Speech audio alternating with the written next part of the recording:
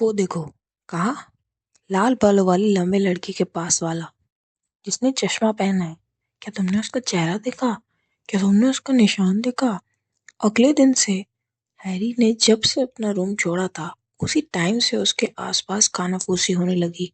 Classroom के बाहर line लगा के खड़े हुए बच्चे पंजों के बल उचक उचक के उसे देखने की कोशिश करते रहते थे। कुछ लोग कॉरिडोर्स में बिना कारण से आगे जाके लौट आते थे और उसे घूरते रहते थे। हैरी की तो दिली ख्वाहिश थी कि वो ऐसा ना करे, क्योंकि वो क्लास का रास्ता खोजने में अपना पूरा ध्यान लगाना चाहता था। हॉगवर्ट्स में 142 सीढ़ियां थी। 142। कुछ चौड़ी, कुछ फैली, कुछ संकरी और कुछ हिलती हुई। कुछ सीढ़ियां फ्राइडे को कहीं और ले जाती थी। कुछ के बीच में एक सीढ़ी गायब थी और बच्चों को याद रखना पड़ता था कि उन्हें कूद के पार करना है। ऐसे डोर्स भी थे जो तब तक नहीं खुलते थे जब तक आप उनसे प्यार से रिक्वेस्ट ना करें या उन्हें सही जगह पे गुदगुदी ना करें। और ऐसे डोर्स भी थे जो दिखने में डोर्स लगते थे, लेकिन असल में दीवार थे जो डोर होने का नाटक कर रही थी। ये याद रखना इतना मुश्किल था कि कौन सी चीज कहाँ थी, कौन सी चीज इधर से उधर घूम रही थी। तस्वीरों के अंदर के लोग एक दूसरे से मिलने आने ले जाते रहते थे और हैरी को पूरा विश्वास था कि जो आमर थे वो भी चल सकते थे।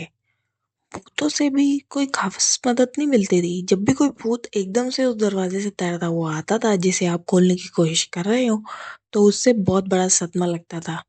लगभग सरकार ने हमेशा गुरुद्वार के बच्चों को खुशी खुशी रास्ता बता देता था, लेकिन अगर आपको क्लास के लिए देर हो रही है और पीस नाम का भूत रास्ते में मिल गया, तो ताला बंद दरवाजे और एक चालाक सीढ़ी के बराबर ही था। वो आपके सिर पे रद्दी कागज की टोकरी उड़ेल जाता था, पैरों के नीचे से कालीन खींच लेता था, चौक के टुकड़े फेंक के मारता था, या फिर आपके पीछे गायब होकर आपकी नाक पकड़ लेता था और फिर चौक से चीखता था, तुम्हारी नक्कू मिल गई। अगर पीव से बुरा भी कोई हो सकता था तो वो था चौकीदार अगस्त फिल्च। उसने हैरी और रॉन की पहली ही सुबह मुठभेड़ हो चुकी थी। फिल्च ने देखा था कि वो एक दरवाजे को जबरदस्ती खोल के घुसने की कोशिश कर रहे थे। दुर्भाग्य से वो दरवाजा तीसरी मंजिल की उस गलियारे में जाता था जहाँ पे जाना मना था। वो ये मानने को तैयार ही नहीं था कि वो लोग रास्ता भटक गए थे, और उसे पूरा विश्वास था कि वो जानबूझ के अंदर घुसने की कोशिश कर रहे थे। वो उन्हें तहखाने भी बंद करने की धमकी दे रहा था, लेकिन तभी वहां से गुजर रहे प्रोफेसर क्विरल ने उन्हें बचा लिया। फिल्च के पास एक बिल्ली थी जिसका नाम था मिसेस नॉरिस, जो कि दुबली पतली और धूल के रंग की थी। फिल्च की तरह ही उसकी आंख भी लैम्प जैसे दिखती थी और बाहर को निकली हुई थी।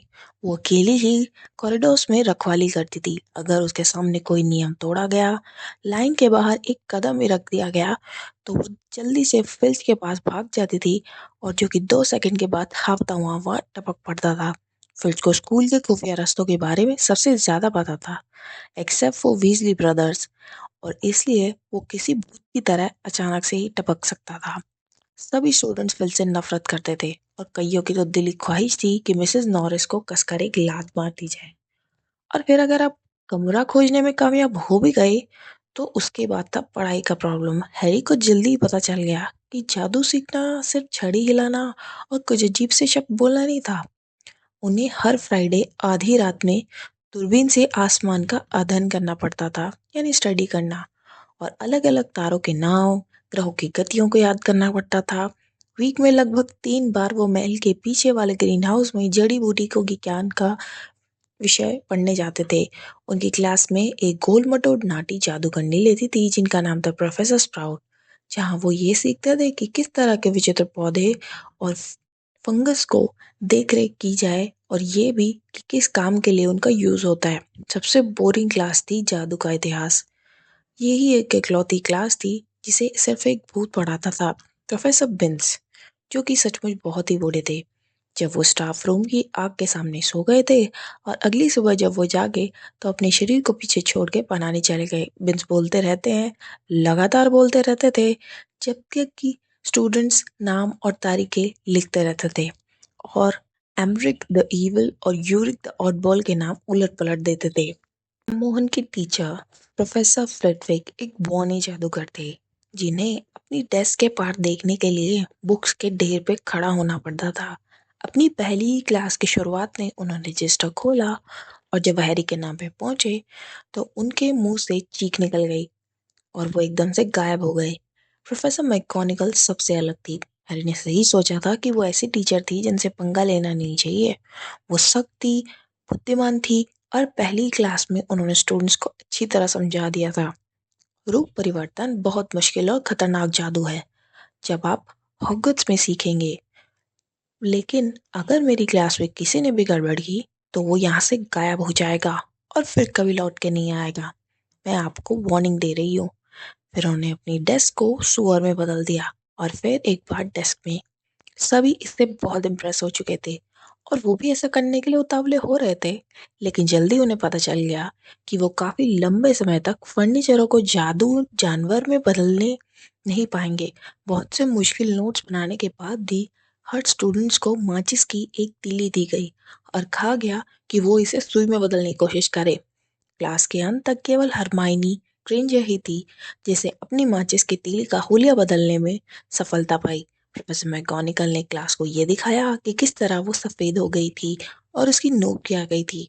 ये कहते समय उन्होंने हरमाइनी को एक स्माइल दी। हर स्टूडेंट सच में जिस क्लास का इंतजार कर रहा था वो थी गुप्त कलाओं से रक्षा। पर प्रिल का लेक्चर एक तरह का मजाक ही बन गया। क्लास में लहसुन की बदबू आ रही थी। सब कह रहे थे कि ये उस खून चूसने वाले भूत को दूर रखने के लिए थी जिसे क्विरल रोमानिया में मिले थे, और वो अब भी डरते थे कि वो भूत किसी भी दिन उन्हें पकड़ के क्या आ जाएगा।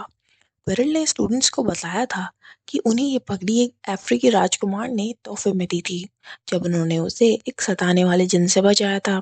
पर स्टूडेंट्स को उनकी कहानी पे यकीन नहीं हुआ।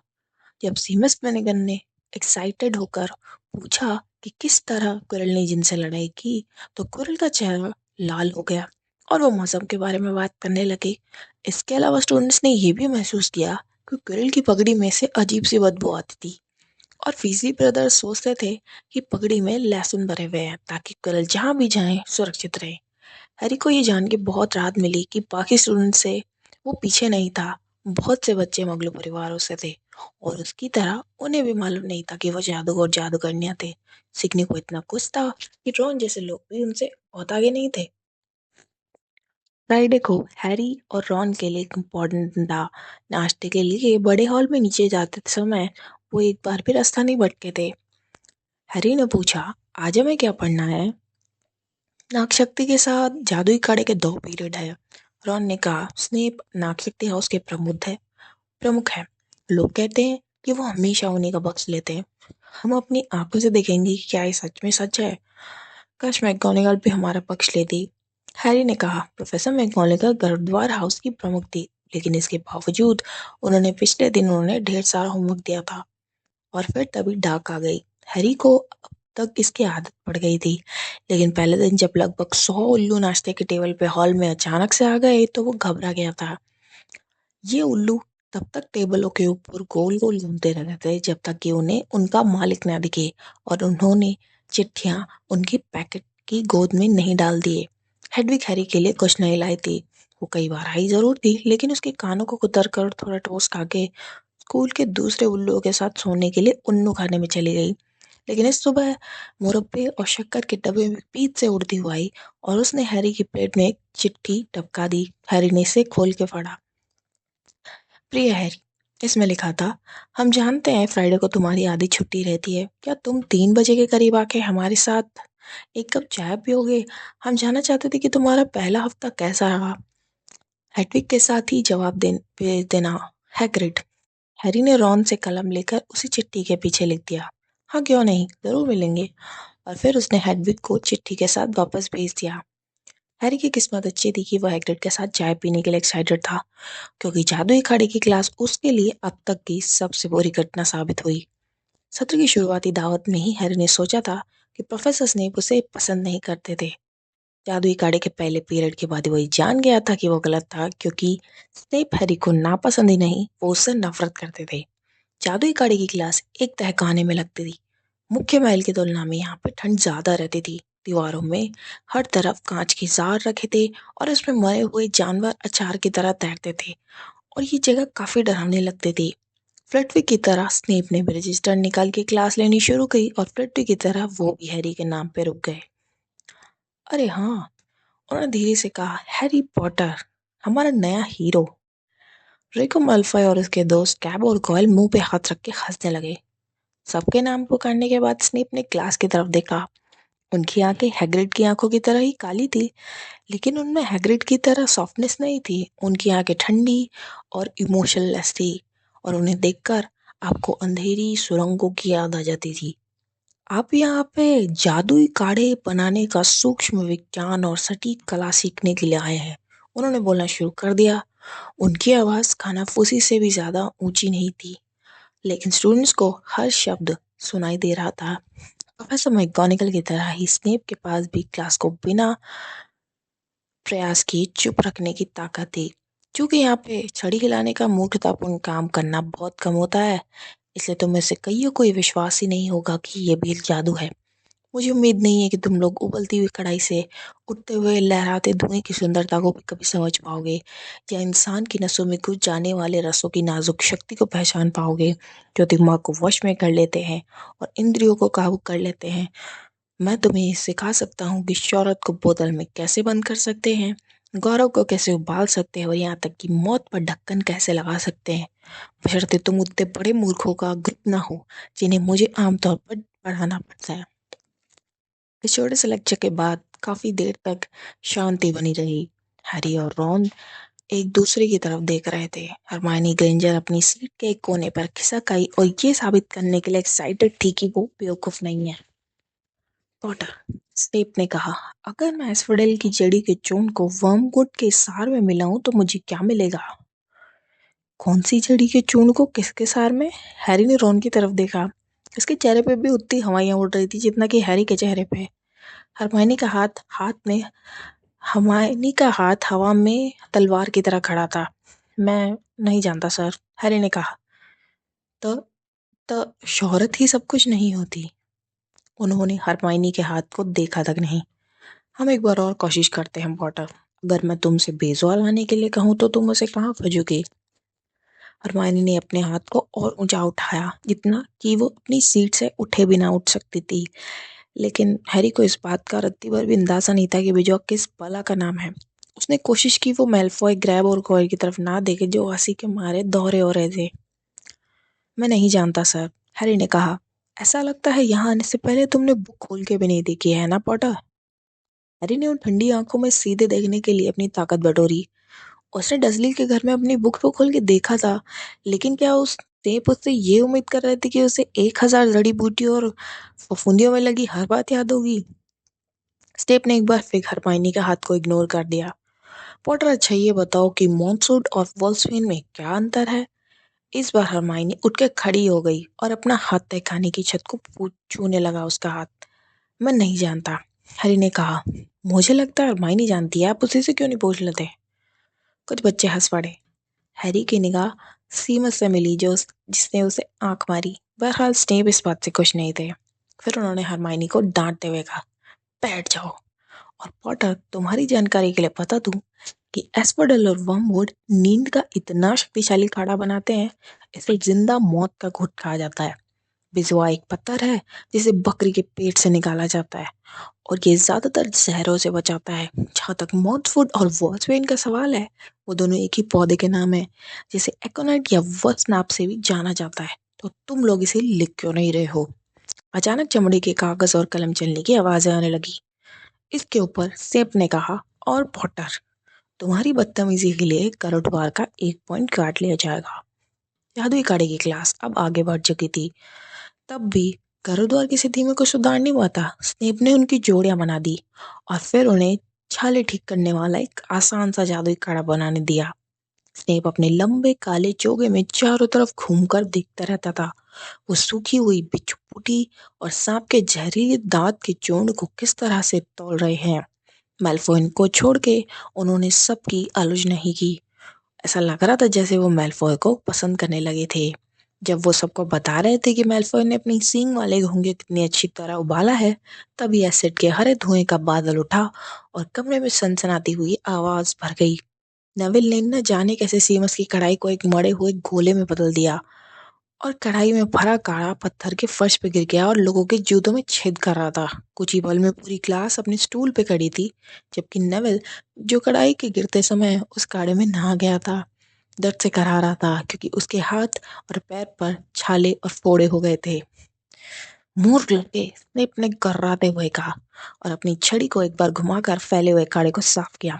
मुझे लगता है तुमने कढ़ाई को आग पे से उतारने से पहले ही उसमें स्याही के कांटे मिला दिए होंगे। नेवल बिलख रहा था और अपने फोड़े उसकी नाक के चारों तरफ उभरने लगे। उसे हॉस्पिटल ले जाओ, स्नेप ने सीमा से गुस्से में कहा और फिर वो हैरी और रॉन की तरफ मुड़े जो नेविल के पास वाले टेबल पे काम कर रहे थे।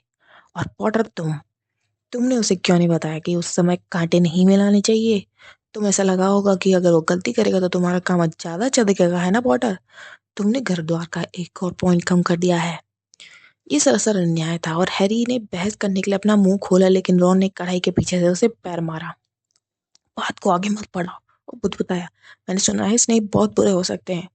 जब वो लगे घंटे के बाद तहखाने की सीढ़ियों से ऊपर चढ़ रहे थे, तो हैरी का दिमाग तेजी से घूम रहा था और उसका उत्साह बिल्कुल ठंडा पड़ चुका था। पहले ही वीक में उसने घर द्वार के 2 पॉइंट गंवा दिए थे। स्नेप उससे इतनी नफरत क्यों करते थे?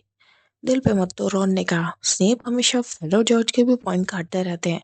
क्या मैं तुम्हारे साथ चल के हैग्रिड से मिल सकता हूँ?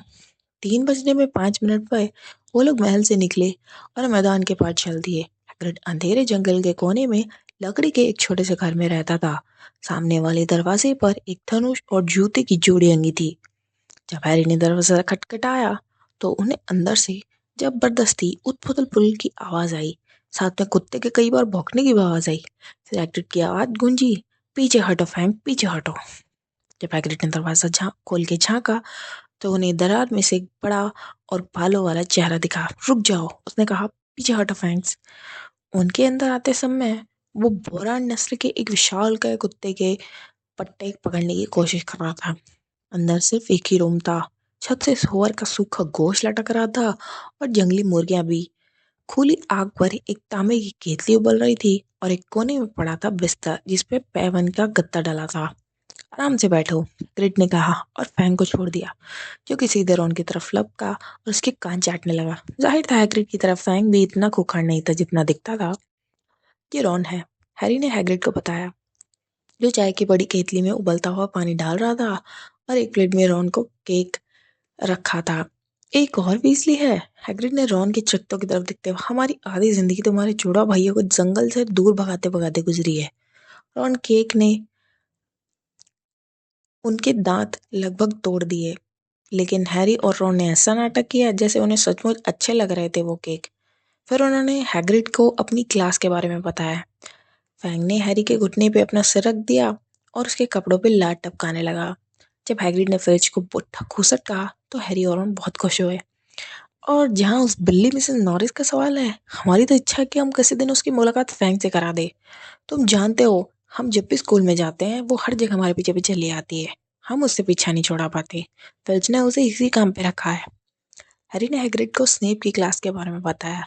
रॉन की तरह हैग्रिड ने भी हैरी को समझाया कि वो इसकी चिंता ना, क्योंकि स्नेप सभी स्टूडेंट से चिढ़ते थे, लेकिन ऐसा लगता है जैसे वो सिर्फ मुझसे नफरत करते हैं। हैरी ने कहा, बकवास, हैग्रिड ने कहा, वो ऐसा क्यों करेंगे? लेकिन हैरी ने देख ही लिया कि वो बोलते समय हैग्रिड से नजरें छुपा रहा था। और तुम्हारे भाई चार्ली के क्या हाल चाल है? हैग्रिड ने रॉन से पूछा। हमें वो बहुत पसंद था, जानवरों के मामले में इसका कोई मुकाबला नहीं था। हैरी सोचने लगा कि कहीं हैग्रिड ने जानबूझ के तो ये टॉपिक नहीं बदला। जब रॉन हैग्रिड को चार्ली और ड्रैगन के बारे में बता रहा था तो हैरी ने कागज का एक टुकड़ा उठा लिया जो टिकोजी के नीचे टेबल पे रखा हुआ था। ये दैनिक जादूगर की कटिंग थी। इसमें लिखा था, ग्रिंगॉट में घुसपैठ की ताज़ा खबर। 31 जुलाई को ग्रिंगॉट्स में हुई घुसपैठ के बारे में जांच चल रही है, जिसके बारे में लोगों का मानना है कि ये अज्ञात शैतानी जादूगरों और जादूगरनियों का काम है। ग्रिंगॉट्स के पिशाचों ने आज दावे से कहा कि कुछ भी चोरी नहीं किया गया है।